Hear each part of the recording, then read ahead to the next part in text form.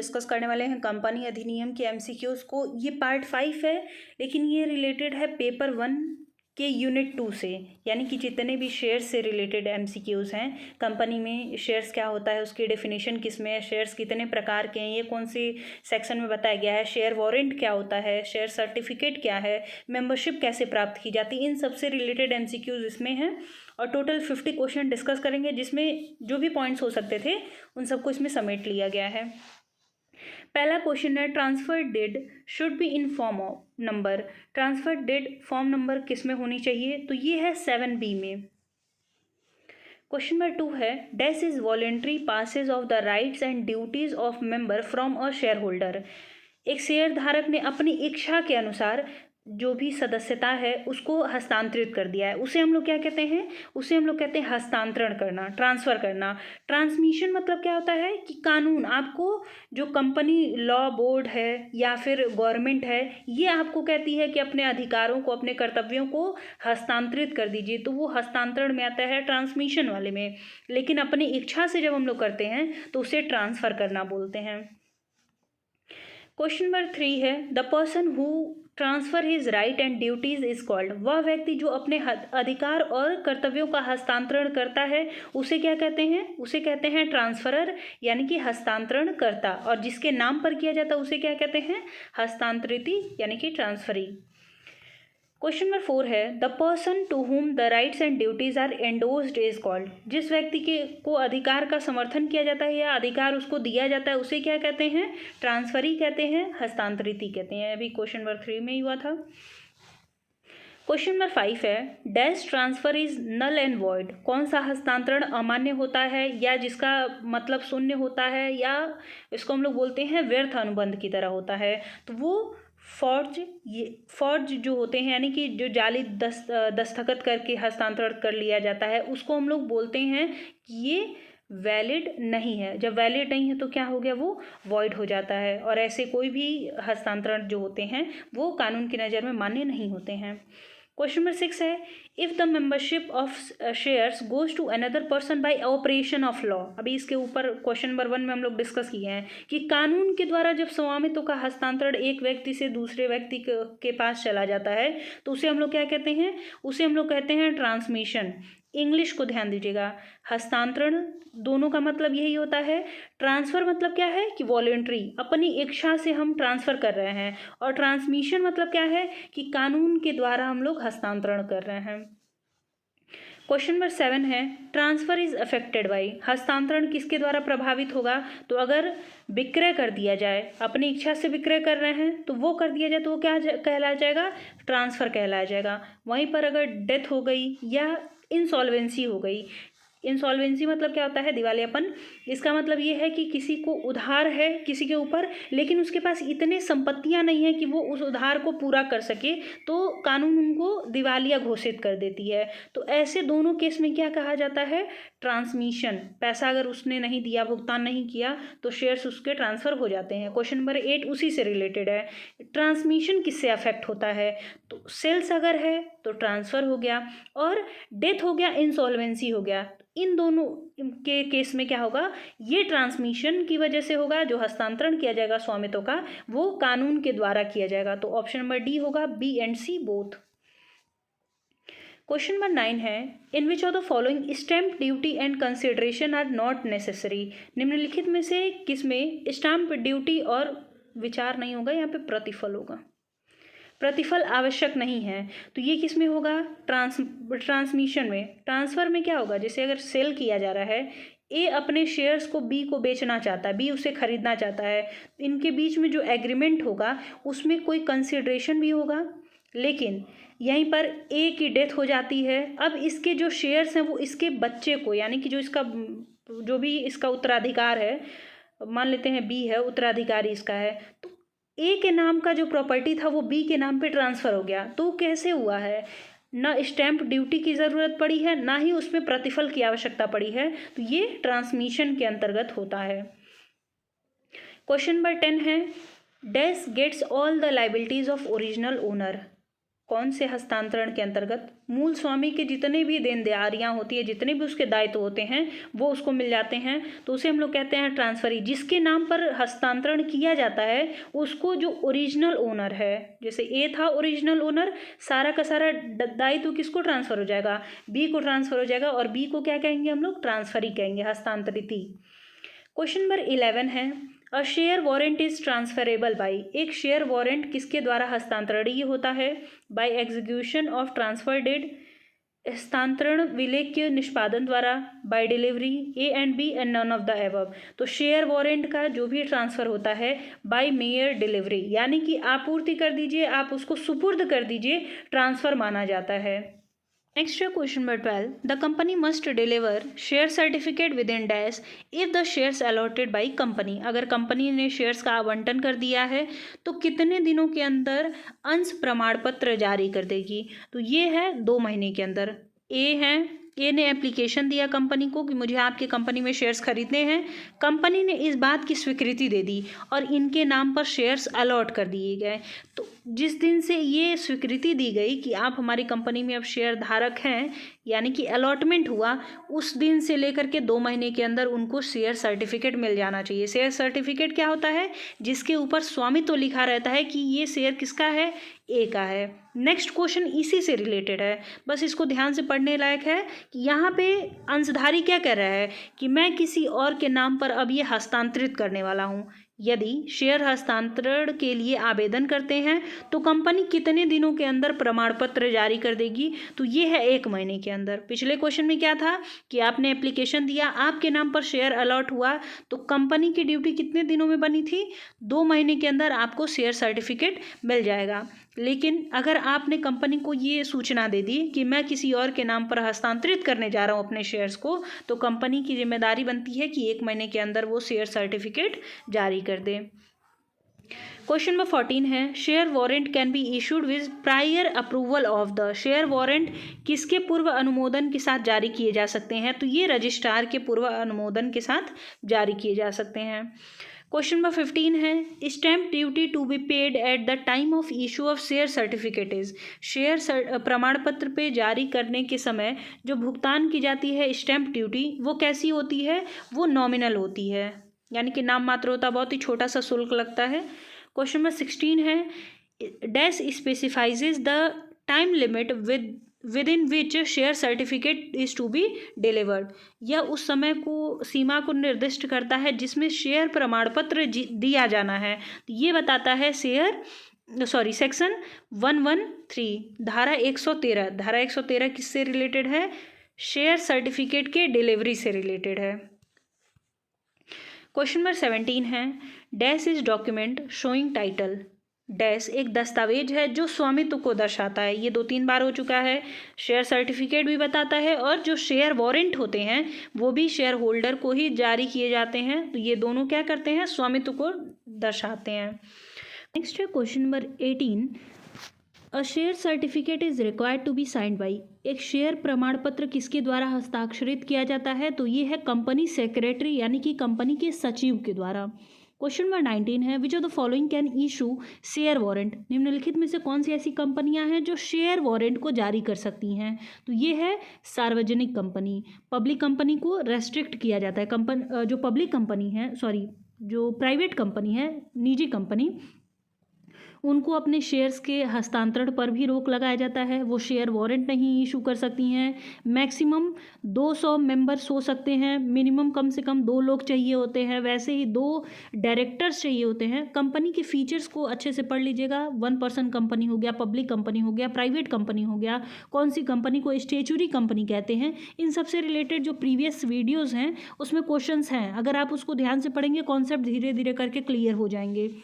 Question number 20 है, dash are attached to share warrant. Share warrant के साथ और क्या चीज़ संलग्न होती है? तो वो है डिविडेंड कूपन, यानी कि लाभांश कितना मिलेगा, कैसे मिलेगा, ये सारी चीज़ें भी उसके साथ लगी रहती हैं।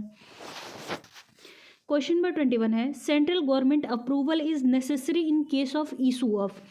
क्या जारी करने पर केंद्र सरकार की मंजूरी की आवश्यकता होती है? तो ये है शेयर वारंट। शेयर सर्टिफिकेट तो जितने लोग शेयर खरीदेंगे उन सबको इशू किया जाएगा। क्वेश्चन नंबर 22 है, in case of dash duplicate can be obtained if it lost, यानी कि डुप्लीकेट कॉपी बनाई जा सकती है यदि अगर वो खो जाए तो ये है शेयर सर्टिफिकेट, प्रमाण पत्र पे। क्वेश्चन नंबर 23 है, a company must inform the registrar about redemption of preference share with in, एक कंपनी रजिस्ट्रार को पूर्वाधिकार शेयरों के मोचन के बारे में कितने दिनों के अंदर सूचित कर देना चाहिए, तो ये है 30 दिनों के अंदर। रिडम्पशन मतलब क्या है, रिडम्पशन की हिंदी है मोचन। इसका मतलब क्या है कि अगर आपने किसी से उधार लिया है तो उसका पैसा आपको वापस करना है। प्रेफरेंस शेयर के अंदर क्या है, जैसे इक्विटी शेयर्स हैं, ये नॉन रिडीमेबल होते हैं, यानी कि इनका रिडम्पशन होता ही नहीं है, पैसे इनकी वापस मिलते ही नहीं हैं। लेकिन जो प्रेफरेंस शेयर्स हैं, पहले ऐसा होता था कि आप बहुत लंबे समय तक इशू कर सकते हैं प्रेफरेंस शेयर जिन पे पैसा वापस ना करना रहे, लेकिन अभी जो रूल है उसमें है कि आप मैक्सिमम 20 ईयर्स तक, 20 साल तक ऐसे प्रेफरेंस शेयर इशू कर सकते हैं जिसमें पैसा आपको नहीं देना है। लेकिन कोई भी ऐसा प्रेफरेंस शेयर नहीं आप रखेंगे जिस पे आपको जीवन काल में कभी पैसा वापस नहीं करना है। मैक्सिमम 20 साल के अंदर आपको पैसा वापस कर देना है, किसका, पूर्वाधिकार अंशों का।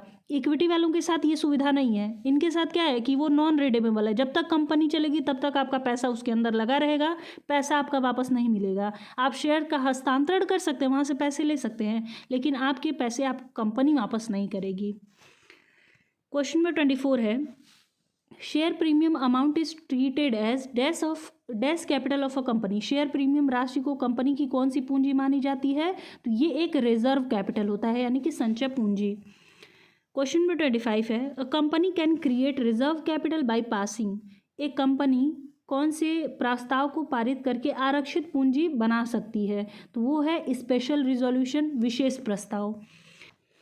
क्वेश्चन नंबर 26 है, the capital which is part of uncalled capital of the company which can be called up only in event of its winding up, वह पूंजी जो कंपनी के द्वारा अयाचित है और उसे समापन की स्थिति पे, जब कंपनी खत्म हो जाएगी यानी कि खत्म होने के कगार पे आ जाएगी, उस समय पे ही मांगा जाएगा, या फिर ये कहें इमरजेंसी के टाइम पे मांगी जाएगी, तो उसे हम लोग कहते हैं रिजर्व कैपिटल, आरक्षित पूंजी। जैसे कंपनी जिससे रजिस्टर्ड होती है उसे हम लोग कहते हैं ऑथोराइज्ड कैपिटल, रजिस्टर्ड कैपिटल, या फिर नॉमिनल कैपिटल या नाम मात्र पूंजी।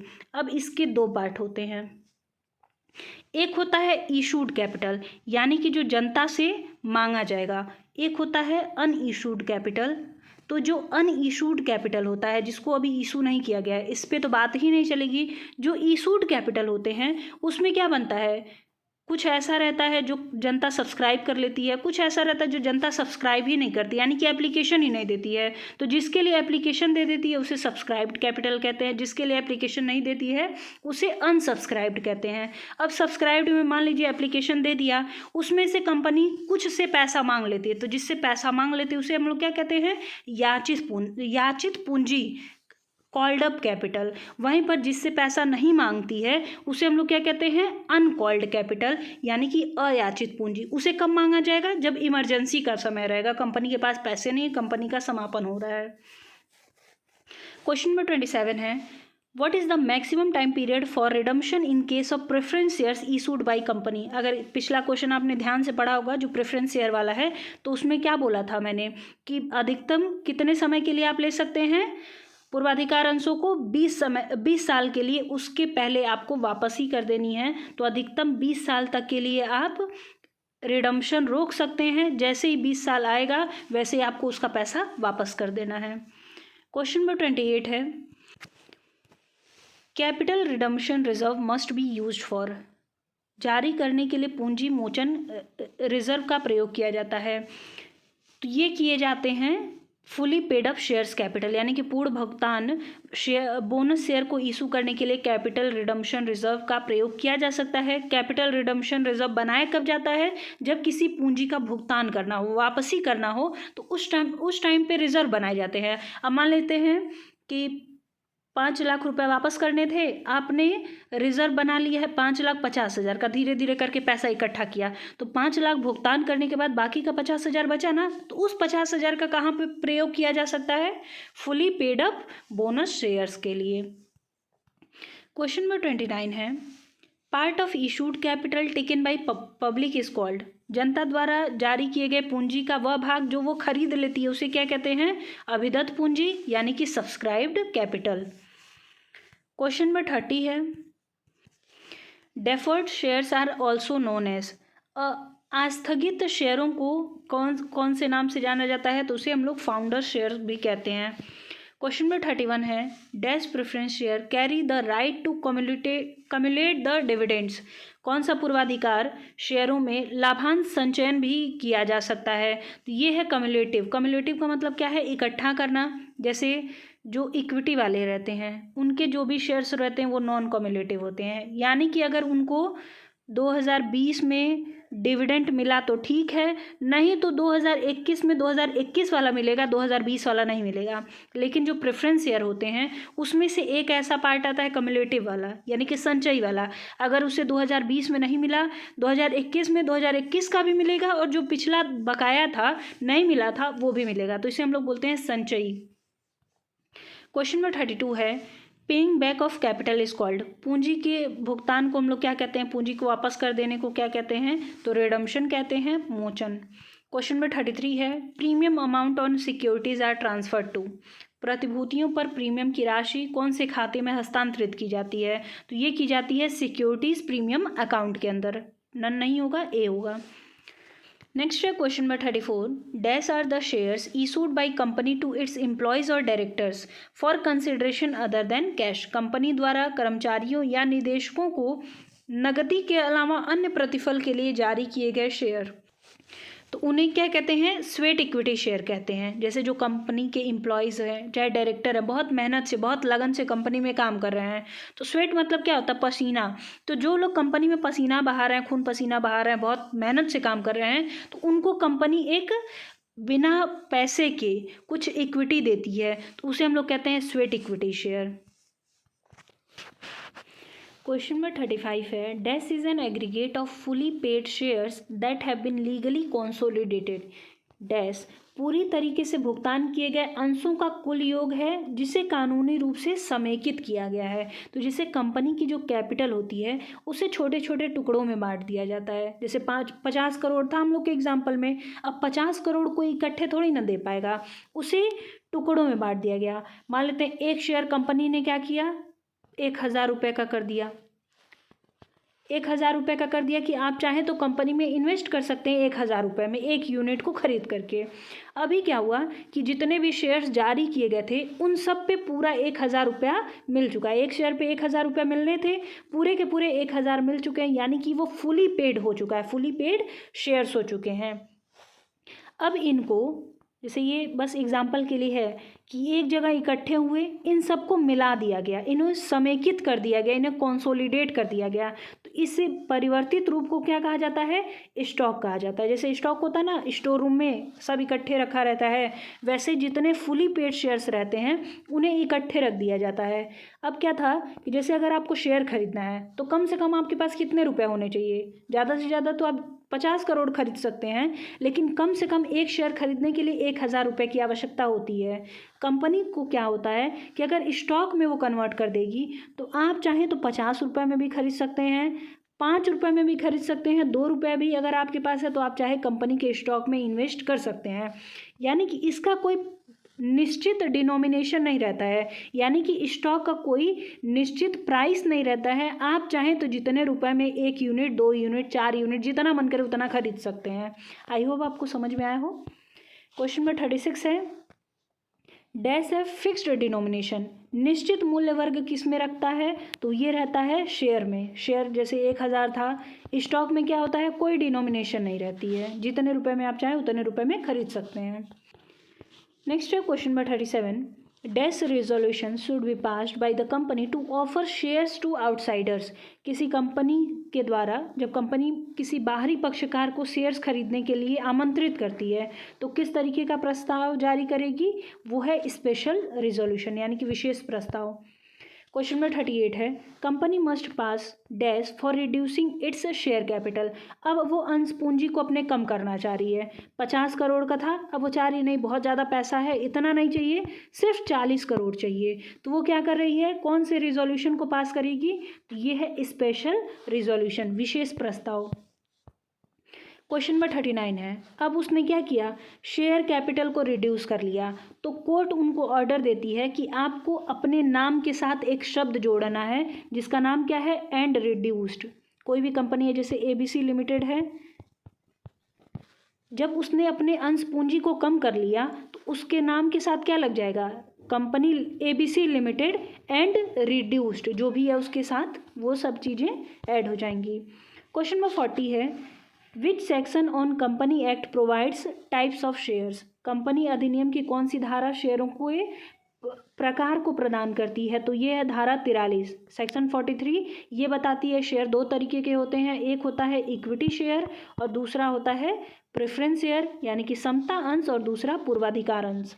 पूर्वाधिकार अंश की डेफिनेशन यही है कि ऐसे अंश जिनको अधिकार मिला हुआ है इक्विटी के पहले, समता अंशधारियों के पहले अधिकार मिला हुआ। अधिकार दो तीन तरीके के हैं, जैसे उनको डिविडेंड किसके पहले मिलेगा, समता अंशधारियों के पहले मिलेगा। अगर कंपनी का समापन किया जाएगा तो सबसे पहले पैसा वापस किसका किया जाएगा, पूर्वाधिकार अंशों का, इसीलिए उन्हें पूर्वाधिकार अंश कहते हैं। क्वेश्चन नंबर 43 है, एज पर सेक्शन 2 सबसेक्शन 84 धारा 2 उपधारा 84 shares means share in the share capital of the company and includes. धारा 2 उपधारा 84 के अंतर्गत शेयर का मतलब कंपनी की शेयर पूंजी में हिस्सा, और इसमें क्या सम्मिलित है, तो इसमें शेयर्स और स्टॉक सम्मिलित हैं। डेफिनेशन ये पूछ सकता है कि शेयर की डेफिनेशन किस में दी गई है, तो ये दिया गया है धारा 2 उपधारा 84 में। क्वेश्चन नंबर 42 है, securities premium can not be utilised towards. प्रतिभूति प्रीमियम का प्रयोग कहाँ नहीं किया जा सकता है, तो इसे शेयर पूंजी को कम करने के लिए नहीं प्रयोग किया जा सकता है। बाकी अगर आप अपने कंपनी चाहती है कि वो अपने अंशों को फिर से वापस कर ले, खरीद ले, तो वो उसका प्रयोग कर सकती है। Fully paid bonus share issue करना चाहती है, कोई कमीशन है, कोई एक्सपेंसेस है जिसको वो राइट ऑफ करना चाहती है, उन सब के लिए वो उसका प्रयोग कर सकती है। क्वेश्चन नंबर 43 है, sweat equity shares mean equity share issued by company to its directors और एम्प्लॉयज़। स्वेट इक्विटी शेयर्स वह शेयर होते हैं जो कंपनी अपने निदेशकों को, कर्मचारियों को जारी करती है। तो ये क्या होता है, पहली बात तो वो छूट पर रहता है, डिस्काउंट पर। For consideration other than cash for providing their know how. नगद के अलावा अन्य प्रतिफल के लिए उनके पास कई सारी जानकारियां रहती है, जैसे टेक्निकल नो हाउ रहता है कि वो टेक्नोलॉजी को कैसे ऑपरेट कर सकते हैं, कंपनी को किस तरीके से मैनेज किया जा सकता है, इसके बदले में दिया जाता है। For making available rights in the nature for intellectual property rights और वैल्यू एडिशन। बौद्धिक संपदा अधिकारों या मूल्यवर्धन की प्रकृति में अधिकार के उपलब्ध कराने के लिए, तो ये ऑल ऑफ द अबव होगा। जो स्वेट इक्विटी शेयर्स होते हैं वो कंपनी के कर्मचारियों को, उनके जो निदेशक होते हैं उन सबको दिया जाता है। किस लिए दिया जाता है, क्योंकि उनके पास कुछ स्पेशल स्किल्स हैं, वो कंपनी को और ज़्यादा प्रॉफिट दे रहे हैं। तो ऑप्शन नंबर डी होगा। क्वेश्चन नंबर 44 है, modes of acquiring membership in company. Company की सदस्यता प्राप्त करने का तरीका क्या है, तो कोई भी पर्सन है जिसने मेमोरेंडम पर साइन कर दिया वो कंपनी का मेंबर बन गया। ध्यान दीजिएगा कि शेयर होल्डर और मेंबर इन दोनों में अंतर होता है। शेयर होल्डर कौन है, जैसे हम भी शेयर होल्डर बन सकते हैं किसी भी कंपनी का। टाटा कंपनी है, उसके शेयर्स को जा करके आप खरीद लीजिए, आप क्या बन जाएंगे, अंशधारी बन जाएंगे। मेंबर का मतलब क्या है कि जिसका नाम कंपनी के रजिस्टर में लिखा हुआ है, जिसका नाम कंपनी के रजिस्टर में लिखा हुआ है वो क्या है, सदस्य कहलाता है। तो सदस्यता प्राप्त करने के लिए या फिर तो आप मेमोरेंडम साइन कर दीजिए, दूसरा आपने एप्लीकेशन दिया और आपके नाम पर शेयर्स अलॉट कर दिए गए हैं, आवेदन दिया और आवंटन हुआ। बाय ट्रांसफर ऑफ शेयर, अंश का हस्तांतरण, किसी ने खरीदा था उसने आपके नाम पर हस्तांतरण कर दिया और आपका नाम कंपनी के रजिस्टर में लिख दिया गया, तो आप क्या बन जाएंगे, कंपनी के मेंबर। तो ये ऑल ऑफ द एबव होगा। क्वेश्चन नंबर 45 है, विच of the following can be used for by back of share. निम्नलिखित में से किसका उपयोग अंशों के पुनर्खरीद से किया जा सकता है। Free reserve, securities premium, proceeds of free issue of shares और ऑल ऑफ द अबव। तो ये ऑल ऑफ द अबव होगा। अगर कंपनी के पास कोई फ्री रिजर्व है, ऐसा संचय है जिसका प्रयोग किसी भी काम के लिए किया जा सकता है, तो उससे वो कर सकती है। सिक्योरिटीज प्रीमियम से भी अपने अंशों को फिर से खरीद सकती है, और कोई फ्रेश शेयर्स इशू कर रही है उससे जो पैसे मिले हैं उससे भी वो अपने पुराने अंशों को खरीद सकती है। क्वेश्चन नंबर 46 है, अ floating charge generally covers all the, एक फ्लोटिंग चार्ज में आमतौर पर सभी को कवर किया जाता है। तो ये जितनी भी संपत्तियां होती हैं कंपनी की उन सबको कवर कर लेता है। चार्ज का मतलब क्या है कि जैसे प्रभार, प्रभार एग्जाम्पल से समझ लीजिएगा। मान लेते हैं आप बैंक से जाते हैं लोन लेने, आपकी एक बिल्डिंग है, आप बैंक के पास गए, उनके पास इस बिल्डिंग की प्रॉपर्टी के जो पेपर्स हैं वो लेकर के जाते हैं, तो इस संपत्ति पर क्या माना जाएगा कि प्रभार है, इसके ऊपर चार्ज है। कंपनी सॉरी, अगर आपने पैसा बैंक को पेमेंट नहीं किया तो कंपनी इस संपत्ति को बेच करके अपने पैसे को रिकवर कर सकती है। तो ये फ्लोटिंग चार्ज और फिक्स्ड चार्ज दो प्रकार के होते हैं। आई होप आपको सभी क्वेश्चन के आंसर समझ में आया हो। किसी क्वेश्चन में डाउट होगा तो आप पूछ लीजिएगा। मिलते हैं नेक्स्ट वीडियो में, तब तक के लिए धन्यवाद।